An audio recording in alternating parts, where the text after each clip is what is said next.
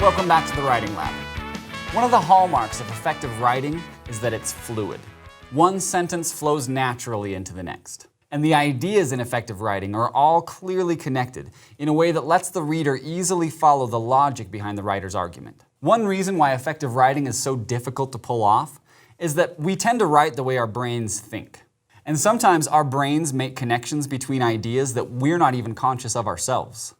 Have you ever had that experience when you're talking to a friend and then all of a sudden, dude, where did that come from? What?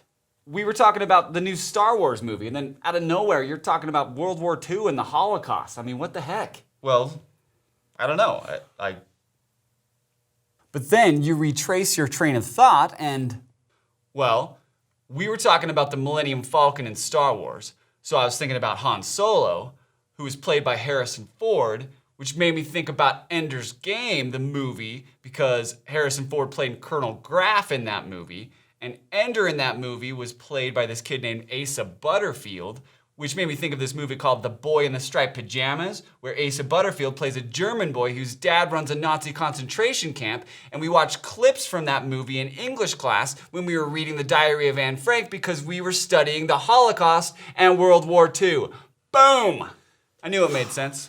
Did it though? Did it really?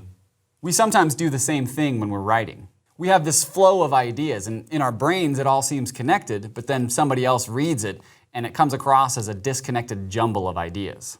The key to fixing this problem is using transitions. You're probably all familiar with simple transitions like first of all, also, finally, and in conclusion. But there are a plethora of useful transition words and phrases that you could be taking advantage of, like additionally, as a result, subsequently, however, therefore, thus, furthermore, in fact, indeed, in any case, for example, consequently, and so on. Let's look at an example to see the difference transitions can make. Imagine you're writing an essay for health class, and your thesis statement looks something like this. While cancer can strike anyone, you can drastically reduce your risk by simply eating a healthy diet, being physically active, and avoiding tobacco products. Here's an example body paragraph from that essay without any transitions. Diets are not just for those trying to watch their figure or fit into a new swimsuit. Making healthier food choices can also decrease your chance of getting cancer later in life. Avoid drinking sugar-sweetened beverages like soft drinks, sports drinks, and energy drinks. You should limit how much red meat you eat. Try to cut processed meats like cold cuts and hot dogs from your diet. They have been shown to increase the risk of colorectal cancer. Fruits and vegetables can be powerful cancer preventers. The American Cancer Society suggests eating 2.5 cups of fruits and veggies every day. Simply preparing your food differently could make a significant difference. Burning or charring meats creates carcinogenic substances. It's a good idea to go easy on the barbecue.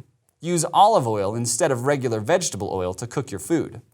Olive oil and canola oil are among the few fats that actually reduce instead of increase your risk of cancer.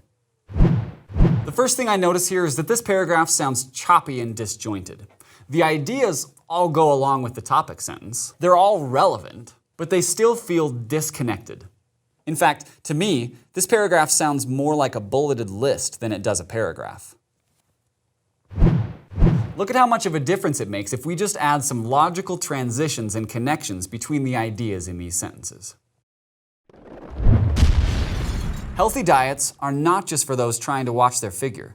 Making healthier food choices can also decrease your chance of getting cancer later in life.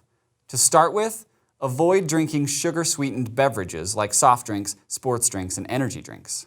You should also limit how much red meat you eat. In particular, try to cut processed meats like cold cuts and hot dogs from your diet, as they have been shown to increase the risk of colorectal cancer. On the other hand, fruits and vegetables can be powerful cancer preventers.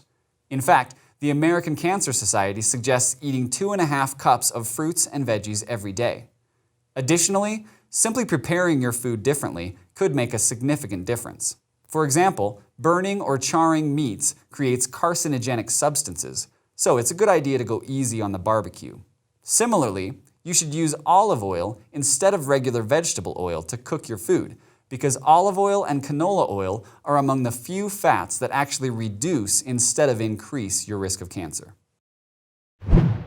In this version, there's never any questions about how the ideas are connected, and the sentences all flow smoothly into one another. It's a fantastico. I think we need some revision practice to work on adding these kinds of transitions to our writing. Let's go to work.